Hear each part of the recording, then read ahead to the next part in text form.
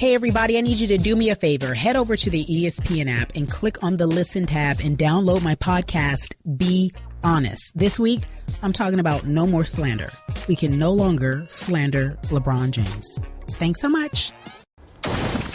What is past is prologue. Is there a tempest brewing in South Beach? Dwayne Wade and the Heat are apparently not on common ground in contract negotiations, and D-Wade claims he's open to offers from other teams. Wade has threatened to leave Miami at the end of a contract before, last year, for example. But could this time be for real? If NBA free agency be the food of sports talk shows, play on. Welcome into His and Hers. I am Will Reeve, Anita Marks, George Sedano joining the conversation today. And George, is this a negotiating ploy by Dwayne Wade, or is he really going to leave? No, I think it's a negotiating ploy. I think he wants to put a little respect on his name. That's what he wants to do right now. So here's the reality of it. Dwayne Wade has taken plenty of pay cuts in his career. He's one of the few guys that has taken a pay cut in his prime, obviously to bring that big three Miami Heat team with LeBron and Bosh together as well. So I think at this stage of his career, and we saw this a little bit last year, he's like, hey, I'd like to make some of that up. I kind of helped you guys win some championships. Oh, and don't forget, before LeBron got here, I won the team's first championship. So I think there's some of that in play, and I think that there's been a lot of talk about Kevin Durant for the Miami Heat and Hassan Whiteside. He's kind of like, hey, what about me? Don't you remember me? I'm the guy. It's Wade County here, okay? Let's not forget that. I think you're right. I mean, we've been down this path before. We've seen this situation before. I think he does stay in Miami, but by him kind of putting a question mark on whether or not he will, what does this do for Miami's chances of getting Kevin Durant? That's my question mark, because let's face it, Kevin Durant, we know he wants to win right now. Right now. It's granted, yes, looking forward to the Miami Heat if they keep Whiteside and all that, but if you want to win right now, you need Dwayne Wade on that roster. So what's Kevin Durant thinking about? If this is a potential landing place, he knows Dwayne Wade needs to be there. I don't think Miami's pretty cool with what has transpired the last, 12 hours. Right, but I agree with you, George. He's not going to leave. This is a negotiating ploy, and think about it from a legacy perspective, because Dwayne Wade certainly does. He cares very much about his legacy, and right now, as it stands, he is a three-time NBA champion, perennial all-star, Hall of Fame lock, could be a career Miami Heat player. That's a great legacy to have. And if he declines, or even if he declines gradually, or if he falls off a cliff playing with the Miami Heat, granted, he did just have his best season in some years, but if he were to fall off a cliff, I think that he would be better off doing that with the Heat as opposed to jumping ship, going to another team, having his skills decline, and then everyone says, oh man, Dwayne Wade's trash, and he left his team in pursuit of another championship. Well, he would be beloved in Miami still because of what he's accomplished there. It kind of like Kobe Bryant, right, in Los Angeles. Like, we knew that there was a precipitous decline there with Kobe Bryant, and injuries played a factor there. But at the end of the day, they all loved Kobe. They celebrated Kobe, and Kobe went out with the 60-point game, and everybody remembers that, okay? But keep in mind, Dwayne Wade had his best year in the last 5 years season. He did. So last year there was allegedly two deals on the table for him. There was the 1 year, $20 million deal, the bet on yourself deal, right? Or a 3-year deal in the neighborhood of around $45 million, but it was a declining deal, which is smart business for the team, obviously, as he gets older, but he chose the 1 year, bet on myself, and then he had the big year. As far as Durant is concerned, I'm with you. I don't think it helps Pat Riley going into that room with Kevin Durant. I'm actually kind of surprised at the timing of this, but yeah, I think that here's the reality, though. Because Pat has dealt with Dwayne for a long time, and Mickey Arison, specifically the owner of the Miami Heat, went in there and saved the day with Dwayne Wade last year, I think they feel they can come to some agreement with Dwayne. And if Pat goes into the room with Kevin, he's like, listen, we'll take care of Dwayne. That's what we do. We're a family here. He's always been part of the plan. And, he'll smooth that over. And Kevin Durant has the utmost respect for Pat Riley. It's one of the main reasons the Heat are getting that meeting. Well, let's talk about D-Wade because, well, guess what? He's back on vacation with Team Banana Boat. That's right. This year, the crew, they even have their own Snapchat filter. So, listen, it's time to poop or get off the banana boat. Will any of these guys end up together, or are they just messing around? Are they trolling us? Guys, are they trolling us? Look, they claim to be best friends. They are best friends, and they are definitely living in the year 2016 where their vacation has a Snapchat geo filter. That is peak 2016. I dig it. I mean, I'd love my own Snapchat filter. I see Dwayne Wade in that Snapchat filter wearing a little wine and gold. Is that a harbinger of things to come? He might jump ship and join LeBron. Oh, you're reading into it too much. Just throwing some theories out there, seeing what sticks. That one fell flat, but I do think that they're just having fun. They're on vacation. There's nothing to read into it, but it would be fun to see them play together, of course. Yes, listen, Team Banana Boat is something we've now discussed for about a year now at this point. Here's the thing with Wade. The only, I guess, opportunity for him to go to Cleveland would be to take the room exception at $2.9 million. I don't see Dwayne Wade doing that. Yeah, he's taken pay cuts twice before. Right. Third time, don't think he'll do it. Yeah, that's not happening. But the guy who has who's most likely, I guess, at some point maybe to play with LeBron would be Chris Paul, because he's a free agent next year. So I guess of all of them, he would probably be the guy. Well, isn't there that speculation out there that they all end up in Los Angeles with the Clippers and then they trade? Maybe. Right, they trade Blake to the Knicks in exchange for Carmelo Anthony. That would be a terrible deal for the Clippers. Don't forget, all four of them are on that banana boat. Keep that in mind. Blake for Carmelo would be bad. I don't see Doc Rivers doing that. I'd be shocked, actually. Yeah, I don't think that's the move. I think that everyone's good where they are for now. Yeah. But we'll see what happens going forward. No doubt. The biggest fish in the free agent waters isn't riding a banana boat. He's busy playing with the Olympic team and setting up actual meetings. Despite not currently being one of those said meetings, the Lakers still want in that particular situation. So the Lakers officials told our Chris Broussard that they'd be shocked if they don't get a chance to make a pitch to Kevin Durant. Listen, let me tell you something. Shocked? Yeah. Why? Listen, really use the word shocked? You want to talk about not being self-aware. Like, first of all, what do the Lakers have to offer Durant at the moment? From a basketball perspective, a guy who has specifically said recently wants to win now. Yesterday. So the Lakers aren't doing that right now. It's silly to think. No, they've got great young guys, and they have a potential future, and it depends on where along the ride you want to get on as a free agent. No one a few years ago was talking about Golden State as like, hey, I'm going to go play there. That's a destination. It just so happened that Steph Curry turned into the best shooter of all time. Klay Thompson might be the second best shooter of all time, so on down the list. There's a potential, I suppose, for the Lakers' young pieces to blossom in such a way. But if Kevin Durant is making a basketball decision, he's not going to join on the bottom floor. He's going to cherry pick. I hate to use that term. He's going to enter at a higher floor. And the Lakers, for all of their mystique, for all the legends surrounding them, for all the titles that they have won in the past, they're not winning one anytime soon. It's going to take time. Like, nobody's denying they've got some incredible talent that I think is really going to materialize and develop into something, or maybe one of them become a bargaining chip or a trade chip. I get that. But as you said, and we know, we've heard Kevin Durant say he wants to win right now. You're not going to win right now in LA. No. And also another thing, listen, I host sports talk radio in New York. It's always about the Knicks. It's always about the Garden. I feel that both New York and LA are kind of, they're in this dream world that's where players, it's so luring. That's where they want to go. It's LA, it's New York. Yeah, but Anita, the Lakers, you at least understand it because of the 16 championships. What do the Knicks have to offer? They have an unearned arrogance. The Lakers at least 40 years of not very good basketball for the most part. If you look at the stretch of 40 years, they've had a few blips here, but yeah, I get the Lakers at least being a little delusional. The Knicks, I don't understand that at all. Yes, guys like playing in the Garden, but notice they like going to play against the Knicks. Yeah, they like dropping 50 at the Garden, getting a standing ovation from the visiting crowd, going out to One Oak or wherever they want to go, and then flying out of town to do it somewhere else. Yeah. All right, so Dwight Howard, another guy whose dance card is, well, let's face it, it's filling up quickly. The Celtics and the Hawks are the first two teams to set up the meeting with the big man. More teams are expected to jump into the mix, possibly taking that total up to 5. So, guys, how much does Dwight Howard have left to seriously offer a contender? Now, if you watch His and Hers, which hopefully you do quite often, we know Jamel, not a really big fan.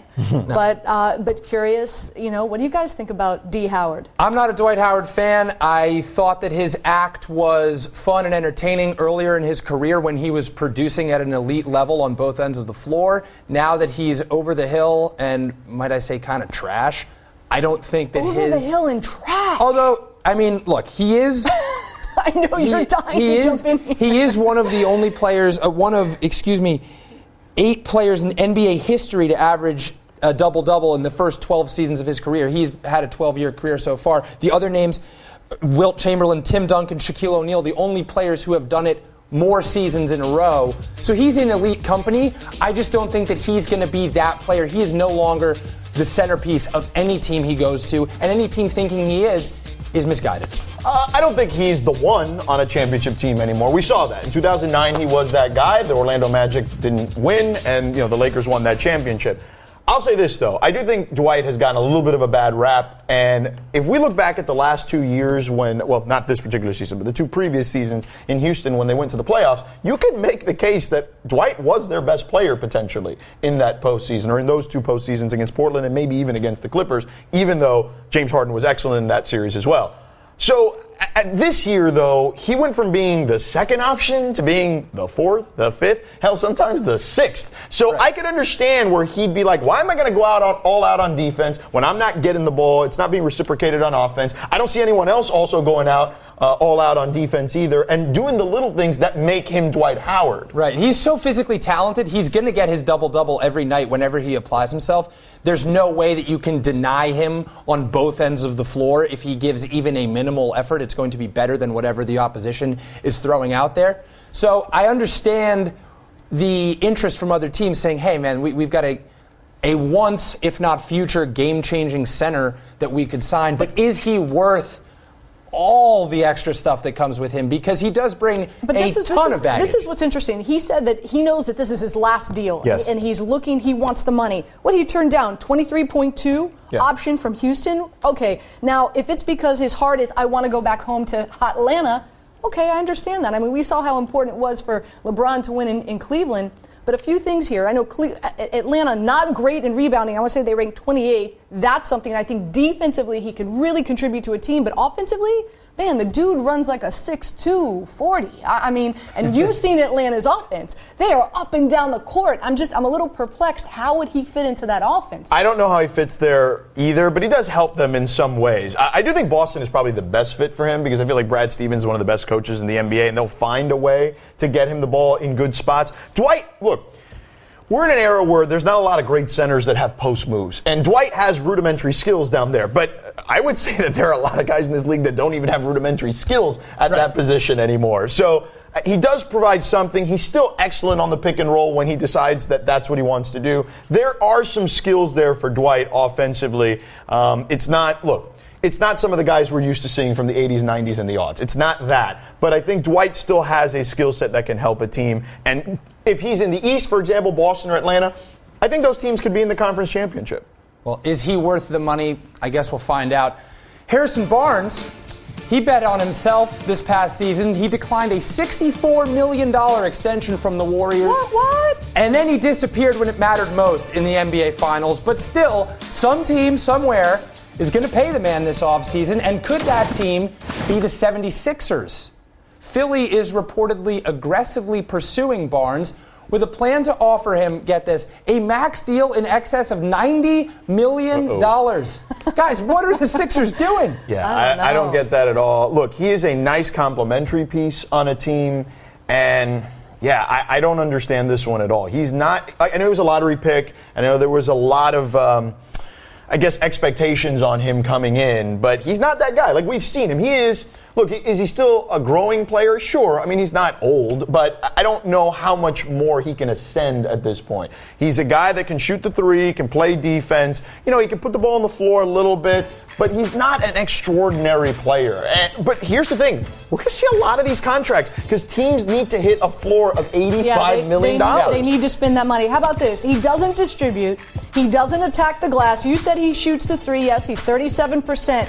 But guys, he was 5 for 32 over the final 3 games. Small sample size, though. I mean, overall, he's pretty good for him. Straight zeros in Game 6. That's a real bad. It's still a small sample. He's not an awful player like we're making. He's not $90 million. No, I'm with you on that. But a lot of times, listen, it's one thing to shine in the regular season, but you need to produce in the postseason, especially when you get to the championship. For example, I host sports. He played a big role last season, though, for them. He shot the ball pretty well for them last year. I did, but I could have shot the ball well for the Warriors. But George, a $22 million player a year. I mean, he was a 5th option with the Golden State Warriors. Sure. And I think you have to look at that as an organization, as a team. I think you have to look at the fact that he disappeared and you can say was a really big, crucial part of just what a monumental upset it was that the Cleveland Cavaliers came back from 3-1. Something no team's ever done in the history of the NBA. Understand, but that's kind of like focusing on the latest thing and just being, it's to me, it's not a big enough sample size to sit here and say and just dismiss him as a player. I'm with you on he's not $90 million good. Like we're all on the same page there. I just feel like this poor guy's getting trashed when he is a competent player in this league. But competent players in this league are going to get anywhere between $14 and $17 million now in this next Right, I just think the fact that he declined the $64 million extension is what is bringing this scorn and trashing upon him, because the guy averages 10 points and 4.6 rebounds and 1.5 assists per game. Right. $64 million for that is huge. So to hear $90 million, everyone's like, oh, come on, man, that's offensive. So I think that that's adding a lot to the hate that he's getting. Oh, absolutely. I understand that. But when you think about it, let's do the math there. 4 for 90, actually. I mean, it's $20-some-odd million. He's getting the full max. I wouldn't pay him. He's getting paid. He can blow it all down in Rio because he made the Olympic team somehow. But here's the thing. If you're the Sixers, who's coming to your franchise as a free agent? You're going to have to overpay because it's never been a free I agent pay with destination. those, but now that they have all the young guys, that the process has been trusted enough that they have a bunch of young But they pieces. need veterans. They need veterans. Yeah, Harrison Barnes is like the championship-savvy veteran. He's 23 years old. Like, that's not really... But they need some veterans on that roster to at least show those guys, hey, look, this is how you act as a professional. I don't know if that you pay $90 million in a premium for that, but I think they need to overpay guys. Keep in mind, Golden State, they've got to keep their eye in really the time frame. If they don't get Kevin Durant, they've got to keep Barnes. Oh, they can go somewhere else. Nick Batum, there's a lot of guys out there for Golden State. Clinton Yates, a total loudmouth who loves street art and vinyl. What's up, kiddos? We're back. Jill Hudson, she's a caffeinated shoe fanatic, maker of List, and evolved nerd. Hear me? Hello? Justin Tinsley, he's a quesadilla connoisseur who knows his way around any happy hour between Compton and Dubai. What's good? The All Day Podcast on ESPN. What's good is Mike and Jamel from His and Hers. Just about that time. What's our boy Kevin Durant gonna do? Well, if he's smart, KD would stick around in OKC for another year, then cash in even more next offseason when the cap goes up again. Sure, $25 million ain't nothing to sneeze at. But KD already said it's a basketball decision. Oh, well, in that case, time to start packing. Are you trying to break up a good thing with Russ? They were the first teammates to finish in the top 5 of MVP voting since Kobe and Shaq in 2003. If it's really about winning, the sooner he leaves Oklahoma City, the better. You did watch the playoffs, right? The Thunder knocked off one of the greatest regular season teams ever in the Spurs, then took the Warriors to 7. Well, you just described why he should find a new team. How you figure? The Thunder played beyond all of our expectations and still didn't make the finals. The Spurs and Warriors aren't going anywhere, and it turns out they actually need him. Gee whiz, you stay hating. Durant and Russ are building something special. They are the second highest scoring duo in NBA history that played 500 games together, just ahead of Michael and Scottie. Only Jerry West and Elgin Baylor scored more. But who knows what Russ is going to do next offseason? KD can swoop in and make the Warriors the dynasty we all thought they could be. And it would always be Steph's team. KD has his own unfinished business in OKC. Well, maybe it's time he take his business elsewhere. Okay, see you later. And they call me the corny one. The New York Yankees dropped their third straight game last night to fall 2 games below 500. That puts them on pace for their first losing season since 1992. I say blow it up, trade everyone, start fresh, and rejuvenate the mystique and aura from scratch. The president of the Yankees, Randy Levine, does not feel the same way. He got testy with reporters questioning him Monday, saying, "You reporters obviously have nothing more important to write about than write nonsense about that. When we decide to become sellers, if we decide to become sellers, or if we decide to become buyers, you will know about it. I guess the difference is most of you guys have never run anything. We have a lot of history here, and of course, and of knowing what we're doing, and a lot of confidence in our baseball operations people, so we will see what happens." I'm a Yankee fan, and even I think it's time to sell. And now, Anita, why don't the people, at the risk of sounding like an arrogant Yankee fan, why don't the people running the team see it the way I do? I think it's because of the Yankees, and it's the, I won't call them boys, they're the men of pinstripes, and this just isn't the Yankee way. I mean, the last time they finished a season below 500, what was it, like 25 years ago? So, this is a very storied organization. This is an organization with a lot of pride. And so, do you want to blow it up? Do you want to be sellers and not buyers? Do you want to be pretenders and not contenders? Just those sentences don't sound right when you're talking Yankees. But let's take a look at what happened last night. First of all, they're 9 games behind the Orioles in the American League East. Carlos Beltran tweaked his hamstring. We don't know how long he's going to be out. Guess what? He is their offense. On top of that, you've got Alex Rodriguez making $21 million, who's now platooning. Are you kidding me? I mean, just the way that this team has been performing, they're kind of hovering around 500. Why cut off your nose to spite your face? Take Chapman, take Miller, Beltran, of course, if this hamstring isn't too severe, and go out and get some young prospects that you can build around. Try to find another core 4. I know it's going to take time. It's going to take work. Obviously, there's some luck in trying to go out and get these prospects and have them bloom and make them into what you expect them to be, but that's the future for the Yankees, I think, if they want to have any success. Here's the reality of this. This shouldn't be a surprise to anyone. You signed these long-term contracts, 8, 9, 10 years on some of these guys. What did you expect to happen? I mean, this is the reality of the way athletes' bodies deteriorate. So none of this should come as a surprise. And, yeah, they're doubling down. They're being stubborn. They should absolutely be sellers. The problem is they haven't been sellers since 1989. So when you have that in the equation, it's the New York arrogance, right? The Yankee way. The Yankee way. Now, I get it because they've been the storied franchise in that city. I understand that you would think that way, but sometimes you need to kind of take a step back and realize, you know what? Okay, we can cross this one off the list for 1 year, and let's try to kind of get on track, as Anita said, find a young group we can build around. But that means you're probably going to have to suffer for more than just one season, and because of the ticket prices and the stadium and all the expectations, that's just not how they do business. Right, we're only talking about this because it is the New York Yankees, because they have marquee names and they've won so much. One of those marquee names not producing, Alex Rodriguez. What's going on? That's a great question. I think he's old. I think a lot of it has to do with age. I think a lot of it has to do with age, and now I think a lot of it has to do with pressure. And let's face it, unfortunately, that's not something that Alex Rodriguez deals quite well with, right? He's not known as Mr. October. So now you've got Cashman telling Girardi, listen, you got to bench him. He's 275 against lefties. He's 200 against righties. So he's being benched against righties. Now, he went up against righties last night. He went 0 for 3. Is he going to start being benched as well? It's sad. It's a sad state of affairs. Also, it's very interesting. Like when Alex Rodriguez came to the Yankees, he was always somewhat jealous of Derek Jeter, whether it's the women Derek Jeter was dating or whatever the case may be. He kind of was. They have a different type. But that's true. But look at the way that Derek Jeter went out. To me, and love him, hate him, however you feel about Alex Rodriguez, a part of me does feel bad. And I get all the money he's made. I get all that. Don't hit me up on Twitter. A part of me feels bad. Yeah. I think it's just a sad, if this is the way he goes out, I just think it's a sad state of affairs, considering at some point in time, we thought this arguably could be the best player ever in the history of Major League Baseball. Well, look, he still could be, potentially, depending on how you feel about PED usage, right? Like, I feel like it's silly that and this is a completely different discussion, but I feel like it's silly that, Barry Bonds isn't in the Hall of Fame. Like, I don't care about any of that stuff. Like, to me, you know what? It's for my entertainment. Those guys want to take HGH, PEDs, whatever they want to take, that's on you. It's not my problem, okay?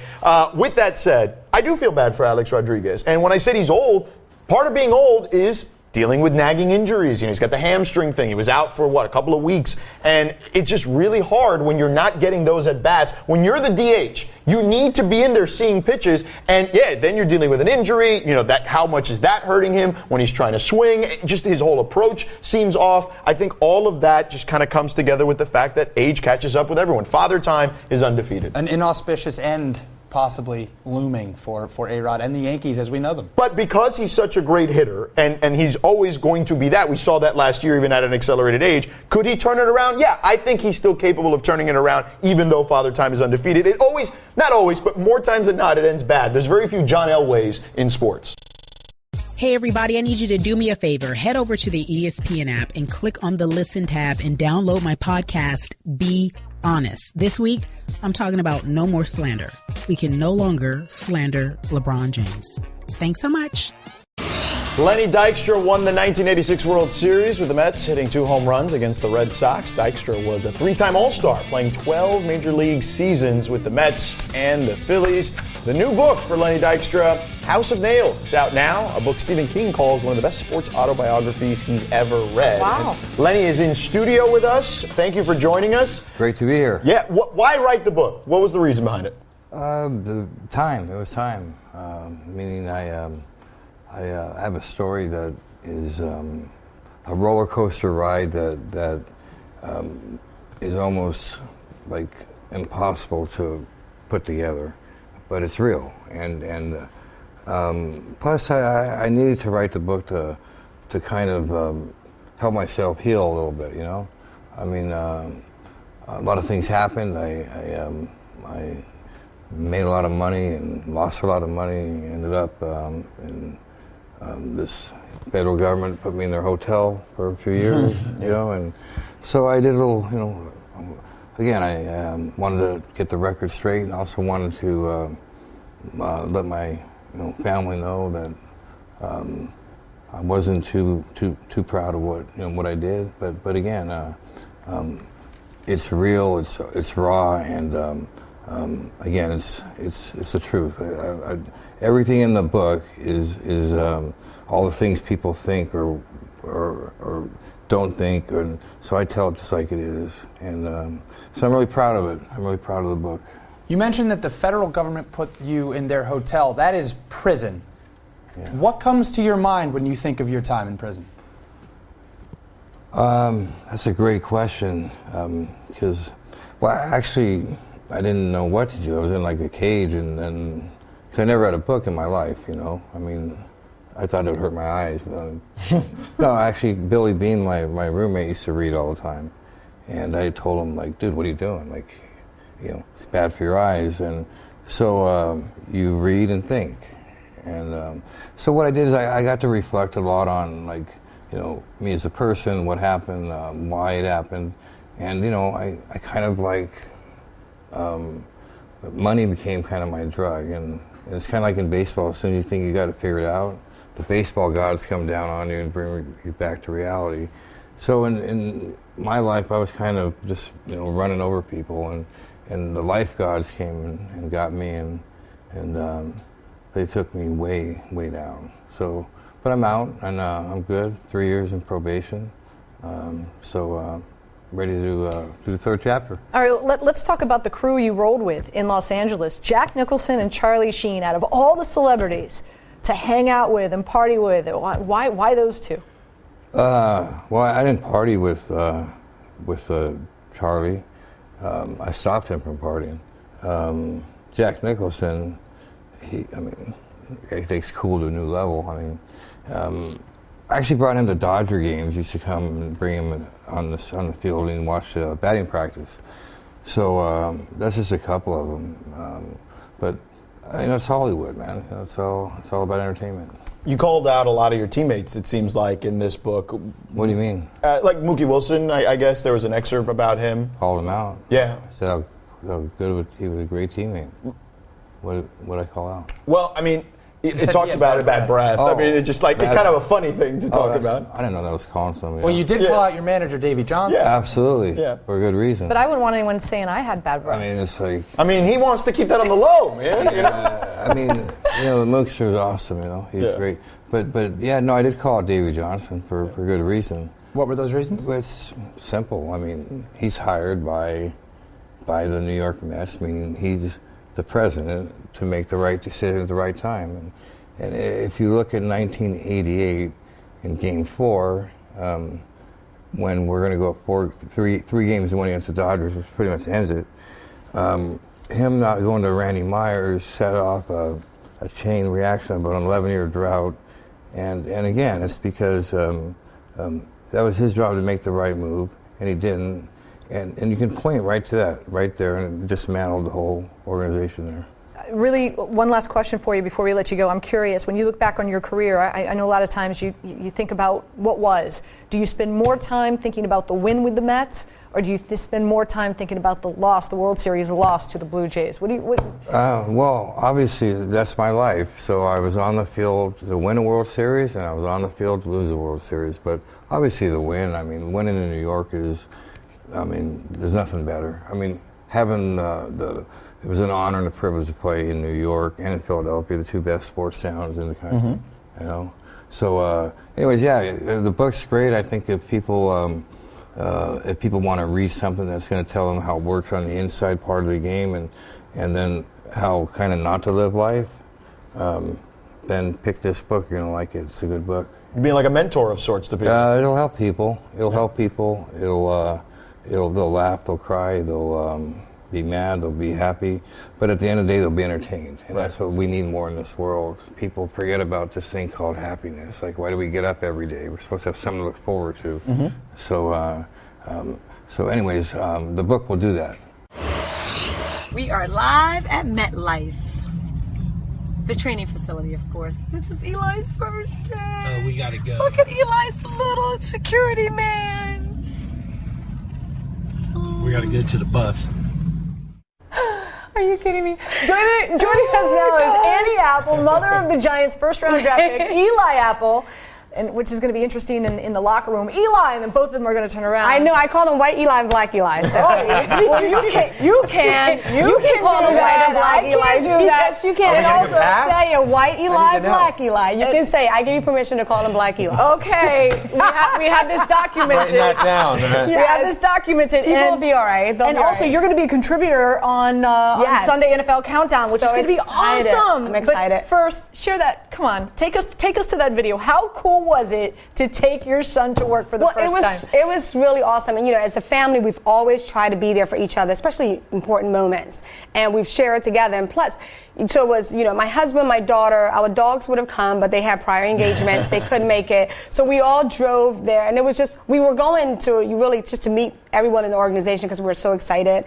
And so that was just all taking, Eli in. And it's just a mommy and me, like, she couldn't be tamed. So I was just so excited and so proud. But we walked in and we got to meet, Mr. Mara, Coach McAdoo. Then we went and met, Jerry Reeve, who's just, he's just amazing. So just to meet everyone. He's pretty fly, isn't he? He was very fly. Then we went into the cafeteria, and it was so funny because when you're in college, you can't eat anything, you can't pick up anything, otherwise it's a violation. So they were like, go ahead and eat. I'm like, I can? The shackles are off. I know, I'm free. Give me the steak. I want all the steak. So that was a lot of fun. Now, is there ever a moment where Eli's like, Mom, enough, come on? There's gotta be. At least once. Can I be honest with you? I think with us, like, if you go on my Twitter, I have over 40,000 tweets. I'm really random.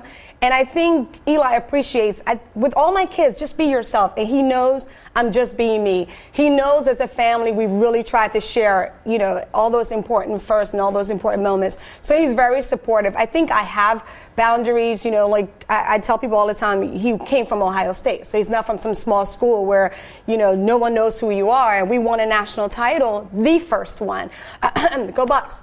With me on Twitter. And I think also social media has some good. We were able to push for the college playoff committee to provide a stipend for the family because we had to push through that social media and fight for that. So there are great things that he's seen that can happen, but I never try to embarrass him. I don't put him on Front Street and put his business out there. I think most of my tweets are mainly about chocolate, Wendy's spicy chicken, Bachelorette. You love the Bachelorette. I noticed that on Monday. Kevin, I follow. You are a great follow. Oh, thank you. I love basketball. I love football. I love tennis. Baseball, maybe World Series. I just need a little bit more action than baseball wants to give me. I don't want to see you scratch and spit all day. I need you to hit the ball so we can all go home before 2 a.m. Do you know what I mean? So, agreed. Make baseball fun again. I know. Can we do that? Yeah. Spit. I also want to know, do you worry, I guess, as a family and as a mom of Eli, first-round draft pick, a lot of expectations on him, do you worry that your outspokenness, your presence, might have a negative effect on him in some way in terms of either teammates or opponents getting in his head somehow? I think as long as I don't rob a liquor store, we're good. You know what I mean? Don't do that, yeah. I don't see how. I think, I think the world needs a little bit more humor and a little bit more hope. And I think that's what I do, even with my blog and even with my Twitter. I'm just being Annie, and I've been on Twitter since 2009. So clearly, Eli, hey, long time. You know what I mean? Al Gore and I invented the internet. So it just, for me, I love it. I'm a very social person, and I always take, it's not like he's seeing someone now who he's never seen before. I'm always proud of all my kids in every important moment. So it's never where it's like, oh, he's embarrassed or whatever. So I think he's just used to it. Since you're a parent, we want to ask you this. Okay. Johnny Manziel right now is vacationing in Cabo, and I'm not sure if you saw the photographs of the house. I did. OMG. Like, why wasn't I invited to the party? But more importantly, he's trolling his father. On Twitter, he wrote, "Hi, Dad." And of course, as we know, his father came out this past week and said, listen, my son's a druggie. As a parent, if you were the father of Johnny Manziel, Annie, how would you handle this situation? Well, I'm a little familiar with Johnny. I met Johnny Manziel about his senior year in high school, finishing up. He was in this All-American game, and I was producing a halftime show for.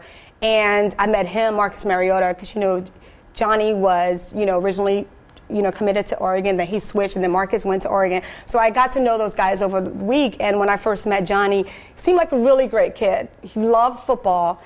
I mean, just to watch him, he's this little guy, but when you see him on the field, he's so fearless, he's so talented.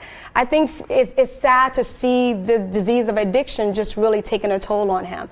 I do pray for him, and I really pray that, he gets the help he needs. I understand his parents are in a tough position, but I think as a family unit, your job is to really be a shelter and be a refuge. Because you're not putting your kids on blast doesn't mean you're not holding them accountable. I'm a mom. There are other hundreds and thousands of moms who are in professional sports, or whether your kid is famous, and our kids are not immune from the disease and the stupidity of their generation. They all go through it. But I think when you put your kid out there, and when you just you leave them out there, and you just, you tell the world things that should be between you guys, it's shattering. And when I saw that, I saw someone who was lost. Because if you don't have your foundation, what do you have? And when you don't feel, and in defense of his parents, maybe they feel like there's nothing else they can do. But as a family, you have to keep them insulated. But as a mom, and look, obviously what they're dealing with as a family is very difficult to deal with. Clearly, if he's at this stage where he's talking out loud in front of media members, like, this is pretty dire. But how would you say that this could have been rectified? Like, is this something that needed to be addressed years ago? Because this doesn't just happen overnight, I don't think. But I think, I grew up watching football in the late 80s and 90s, where this is nothing new. Guys have always battled addiction. Guys have always battled, the problem of fame. It's nothing new. We just live in a different era where everything is out there. I think for me, the thing with your kid, it starts when they're so much younger. You can't parent an 18-year-old. I think you try the best you can to build up trust, that at the time that there are adults or young adults, they're able to listen to what you have to say. But at the end of the day, that's their decision to make. I just hope that, Johnny's able to surround himself with people who really care about him and who can really kind of help him get the help he needs. But when you have money and you have fame, unfortunately, it attracts a lot of the wrong element. And then, when you feel like you don't have that foundation of your family, you're just out there like a paper on a windy day. He obviously needs a lot of money to afford that mansion in Cabo. All right, it's time to get into Doing Too Much Countdown. Started, and we begin with Uncle Denzel making an appearance. Are you a fan of Denzel Valentine? Yeah. You are? I mean, of course I know. I actually talked to him. You did? I talked to him. I tracked him down because how many Denzels do you meet? Did they name him after you? His mother said. I think his mother said so. I'm not sure. Can't quote me on that. Really? But yeah, what did you guys Michigan. Talk about? And he went to, where did he end up going? I don't know. He got drafted. Chicago. Yeah. Yeah, he went to Chicago. So, interesting story. I met Denzel. I was sideline reporter for the UFL, and Cordell Stewart introduced us, but he was wearing that same black tracksuit and the same black Yankees hat, and Cordell said, hey, this is Anita Marks, and I reached out, I didn't even recognize him, guys, and I said, and you are? His whole body went into a convulsion and said, I'm Denzel Washington. And of course I felt like a complete idiot. Well, when you get old, you just wear whatever you want, man. Yeah, like, you don't have to impress anybody. He's my man. Yeah. As Harrison waits to talk to the NFL, he brought back one of his favorite workouts, beach medicine ball volleyball. Look at this. Good Lord. Wow. I know. That's a mouthful to say and an armful to play, clearly. You need a 12-pack to do that. 9, like a 9, a 6, whatever. It's not going to work. Is there even a 9? He should challenge Goodell to. Did I just say 9? I don't know if he wants Goodell to see this, because Goodell's going to be like, yo, we're really coming for a visit now. Yeah. That's some strength required. Also, the FSU football team, well, they received state championship rings. You hear me? State championship rings. I mean, come on. After beating USF, which was my school, go Bulls! The U, baby! And Florida last season. The rings cost a combined $62,000. I get this for kids. At least it makes the kids feel good. But I'll tell you this, the problem with all this is that, and no offense to USF, but the problem with this is the Gators, the Chicken Gators, won't play the U, so that way there won't be a true state champion. That's the problem. Yeah, and the U hasn't won a bowl game in like 10 years, so I guess Florida State is 5 titles though, so back off. Kyrie said that he'll throw the Cavs title in the face of Draymond Green, Klay Thompson, and Harrison Barnes with them being teammates on Team USA. Is that fair or foul? Poor Harrison Barnes, man. That's all I got to say. Well, no, listen, I mean, right now the series is tied 1-1. So what's he really throwing in their face? Like recency? Sure, but they all have rings. Hopefully they don't throw him in that Brazilian water. Maybe we've got a rivalry brewing there. Some fans decided to stick out the 2-hour and 41-minute rain delay. Look at this hail! My goodness. First pitch didn't start until almost 11:30 at night.